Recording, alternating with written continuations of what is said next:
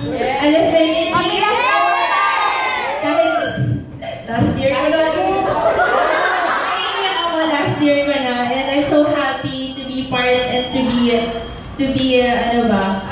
Parang, hindi naman po. Kasi sabi ko lang, hindi ordinaryong effort naman yung pinapakita niyo sa amin. Sa akin, sa team namin. As in, yung gigising kayo maaga, pupunta lang kayo sa game para pumila, para makabili ng tickets, para makapagsuot ng pare-parehas na damit. Akala niyo hindi po namin na-appreciate lahat ng mga bagay.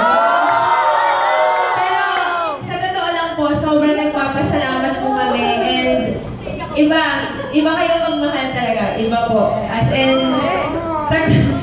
tagos talaga, tagos. Buwan.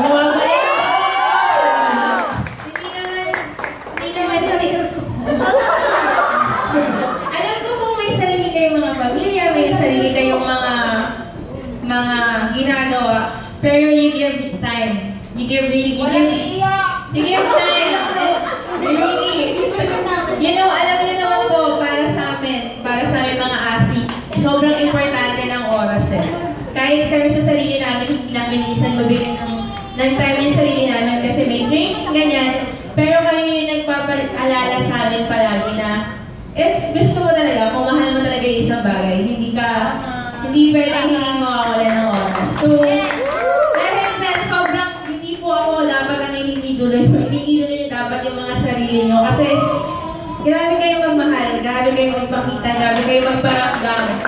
Alam po natin na hindi naman hanggang sa dulo mag-UAP ako, hindi naman hanggang sa tutanda ako mag-volleyball ako. Pero naniniwala po ako na hanggang sa dulo andyan kayo.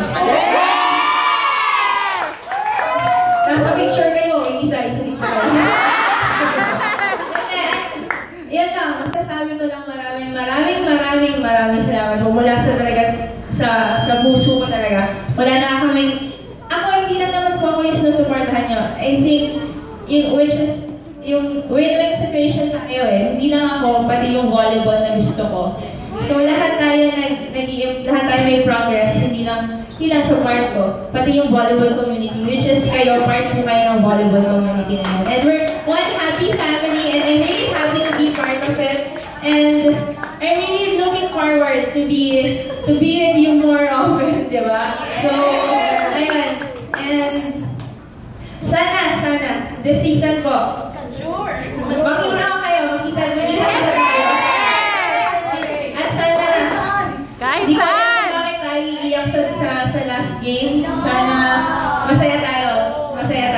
Yes, let's enjoy